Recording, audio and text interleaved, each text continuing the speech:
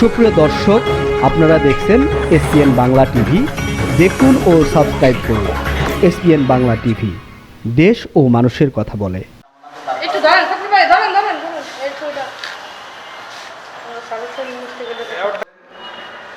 সেই নেলসন ম্যান্ডেলার 95তম জন্ম দিবসে জনাব সভাপতি উপস্থিত, আমাদের এখানে প্রধান অতিথি বিচারপতি সিদ্দিকুর রহমান সাহেব, উপস্থিত অন্যান্য আলোচকবৃন্দ,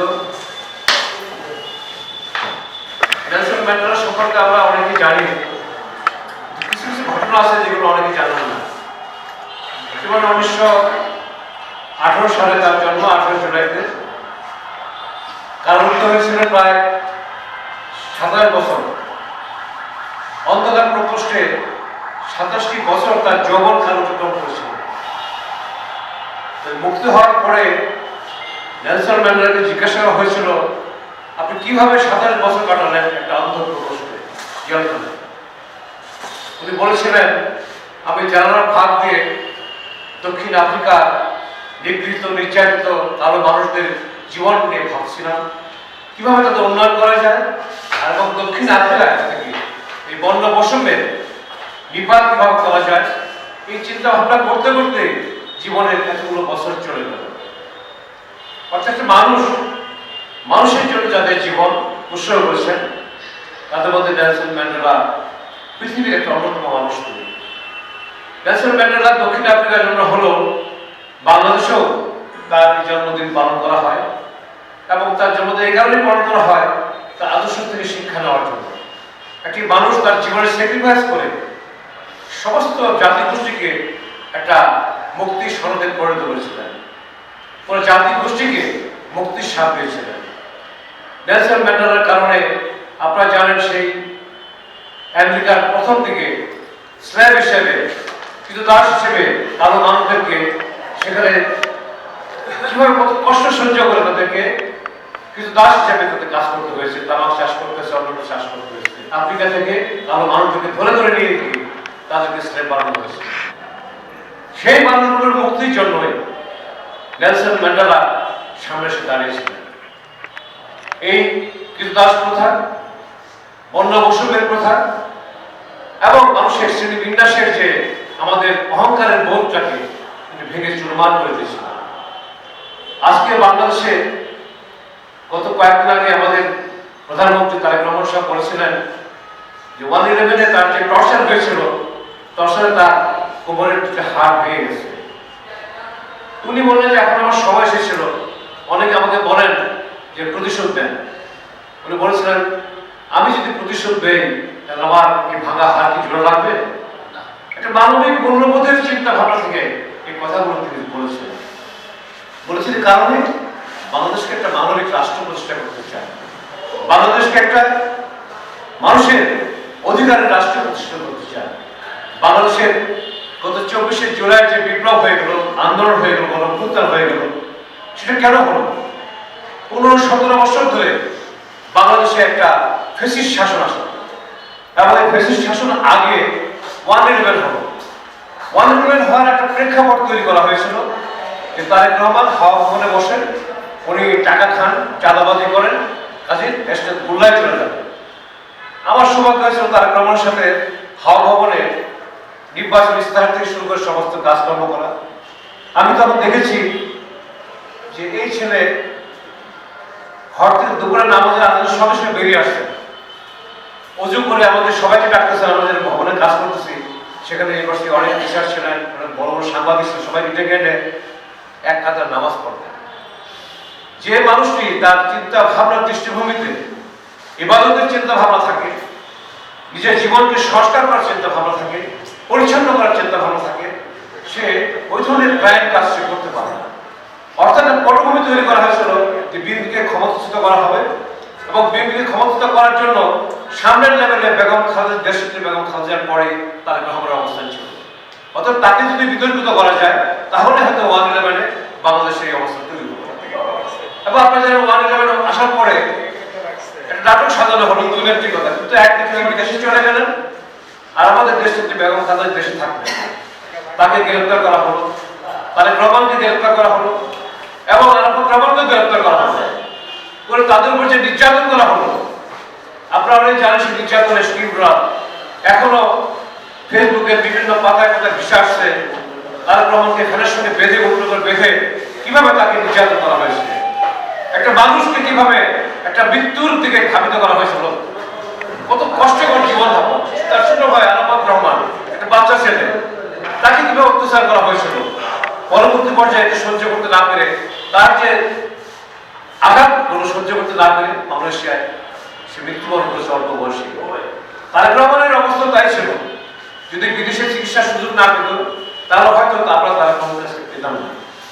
একটা মানুষ 17 বছর দেশের বাইরে ছিলেন, নেলসন ম্যান্ডেলা 24 বছর 27 বছর কারাগারে ছিলেন, আর আমাদের বর্তমান প্রধানমন্ত্রী তার 17 বছরের জীবনের যৌবনের সময়গুলো কিন্তু বিদেশে কাজ করেছেন। তিনিও দেশের মানুষের কথা বলেছেন, ওখান থেকে ভিডিওর মাধ্যমে অডিও ভিডিওর মাধ্যমে তিনি কাজ মিডিয়ার মাধ্যমে কাজ করেছেন, বক্তব্য দিয়েছেন, কর্মীদেরকে সংগঠিত করেছেন, দলকে সংগঠিত করেছেন। অর্থাৎ আমি বলতে কারোর সাথে তুলনা করতে চাই না, মানবিক মূল্যবোধ সম্পর্কে মানুষের নেতৃত্ব প্রয়োজন। আজকে তারেক রহমান সেই মানবিক মূল্যবোধ প্রতিষ্ঠা করেছে। আরেকটি কথা আমি এখানে বলতে চাই, যেহেতু আমাদের শ্রদ্ধেয় বিচারপতি সাহেব আছেন, যে প্রেসিডেন্ট জিয়া রহমান সাহেব মানুষের মূল্যবোধ প্রতিষ্ঠা করার জন্য নতুন ধারণা সৃষ্টি করলেন। শেখ মুজিবুর রহমান সাহেব বললেন যে আমরা যারা বাংলা ভাষায় কথা বলি এরা বাঙালি হয়ে যাও সবাই। তো বালগঙ্গাধর লালমা সন্তুলামার পিতা বলেছিলেন যে আমি তো চাকমা, আমি কিভাবে বাঙালি হব, গারো কিভাবে বাঙালি হবে, হাজং কিভাবে বাঙালি হবে, তার অন্য ভাষায় কথা বলে, অন্য ভাষায় কবিতা লেখে, গান লেখে, তার জীবনের চালন চলে। জিয়া রহমান বললেন যে আজকের বাংলাদেশে আমাদের নতুন ধারণা দিতে হবে। সে ধারণা কি? সকল বর্ণ ধর্ম নির্বিশেষে সকল মানুষকে একত্রিত করতে হবে, একটি বাঙালি রাখতে হবে। সেখানে হিন্দু থাকবে, বৌদ্ধ থাকবে, খ্রিস্টান থাকবে, অন্য ধর্মের লোকজন থাকবে, পাশাপাশি সমতলের মানুষ যারা আমরা আছি তাদের পাশাপাশি পাহাড়ের মানুষগুলো যেন আমরা ঐক্যবদ্ধ হতে পারি। এই পাহাড়ে প্রায় 50টি আমাদের দেশের নৃতাত্ত্বিক গোষ্ঠী তারা বসবাস করে এবং তারা এই পাহাড়ে তাদের নিজস্ব জীবনাচার কালচার তারা ওইভাবে তারা তৈরি করছেন। দেখেন পাহাড়ের উপর উঠে মেয়েরা কিভাবে নিচ থেকে পাহাড়ের উপরে উঠে যায়, কত কষ্টকর জীবন যাপন করে, কিন্তু তাদের সংস্কৃতি আছে। মণিপুরি সংস্কৃতি দেখলাম তাজ্জব হয়ে যাবে, ওদের ডান্স দেখেন, গানদের সংস্কৃতি দেখেন। আমার সৌভাগ্য হয়েছিল প্রেসিডেন্ট জিয়ার সময় কালচারাল অ্যাডভাইজারি বোর্ডের সদস্য ছিলাম আমি তখন, জাস্ট সেক্রেটারি ছিলাম। আমাদের বলা হলো যে বাংলাদেশের এই উপজাতীয় যারা আছে অর্থাৎ নৃতাত্ত্বিক গোষ্ঠী যারা আছে এদের কালচার ডেভেলপ করার জন্য এদের কাছে তোমার ভিজিট করো। আমরা রাঙামাটি, বান্দরবন, মধুপুর, কিশোর এগুলো নেত্রকোনা ভিজিট করেছি আমরা, এবং তাদেরকে প্রেসিডেন্ট সাহেব একটা করে রেডিও, ওয়ান ম্যান রেডিও দিয়েছিলেন সেই সময় 70 কথা 80 বছর কথা বলছে। কেন দিলেন? এই রেডিও 200 টাকা দাম ছিল। ওই রেডিও দিয়ে বললেন যে এটা কমিউনিকেশন করবে, আমার ডেভেলপমেন্ট জানবে, তারা শুনবে। তারপর বললেন যে ব্ল্যাক অ্যান্ড হোয়াইট টেলিভিশন আছে, বড় ব্যাটারিতে টেলিভিশন চলতে হবে, সারা বলতে পারবেন। এই বড় ব্যাটারিতে টেলিভিশন সবগুলো এলাকায় দেওয়া হলো। প্রেসিডেন্ট সাহেব বললেন কি সমস্ত চট্টগ্রাম এলাকায় ব্ল্যাক অ্যান্ড হোয়াইট বড় ব্যাটারি টেলিভিশন এই কারণে দিলেন যে আমি যে উন্নয়ন করতেছি উন্নয়নের সাহায্য তারা ভোগ করতে পারে এবং তারা যাতে সম্পৃক্ত হতে পারে।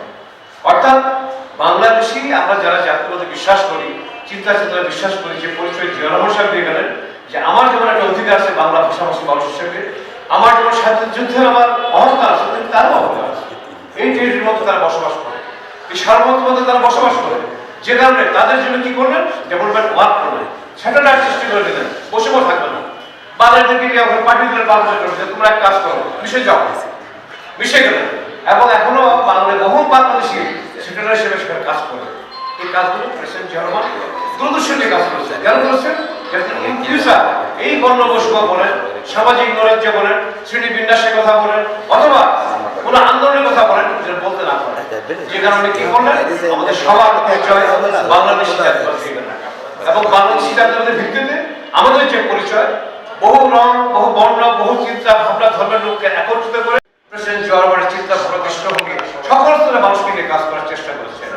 এখানে বলেছেন ভালোবাসার বাংলাদেশ প্রতিষ্ঠা করতে হবে। আজকে তাই আসুন আমরা সকল বিভাজন ভুলে গিয়ে নেলসন ম্যান্ডেলার যে নেতৃত্ব, যে গুণাবলী আমরা দেখেছি, আমরা গতকালও বলেছি, ভোগনাথের গান ছিল, আমার একটা সাদা বানানো দাও যা রক্ত সাদা, আমার একটা কালো বানানো দাও যা রক্ত কালো। কালো এবং সাদা বানানো সব রক্ত লাল। অর্থাৎ আমাদের বৈষম্য নাই, বিভেদ নাই, কালো এবং সাদা মানুষের মধ্যে কোনো বিভেদ থাকবে না। এই বর্ণবৈষম্যের বিরুদ্ধে তো আন্দোলন ছিল নেলসন ম্যান্ডেলা। এবং ভগবান হাসিমের সেই গান যখন তাদের ভাষায় আপনার দক্ষিণ আফ্রিকায় গিয়েছিল, তখন কিন্তু হাজার হাজার মানুষ স্টেজে উপরে তাকে নিয়ে নাচতে শুরু করলো। এই গানটি লিখেছিলেন বাংলাদেশের একজন বিখ্যাত কবি, লেখক এবং সুরকার ভগবান হাসিম। এটা আমাদের প্রাউডের ব্যাপার, বিশ্বাসের, আমাদের অহংকারের বিষয়। আজকে আসল অনুষ্ঠানের মধ্যে দিয়ে আমরা কথা বললাম, কিন্তু শিক্ষণীয় বিষয় হলো আমরা আমাদের যে আত্মপরিচয় জিয়া রহমান দিয়ে গেছে, আমাদের বর্ণবৈষম্যের কথা বলে রেইনবো স্টেট জিয়া রহমান করেছিলেন। অর্থাৎ সকল বর্ণ ধর্ম সকল মানুষকে একত্রিত করে, পাহাড় সমুদ্র মানুষ একত্রিত করে এই অগ্রযাত্রা আমাদের সামিল করেছিলেন।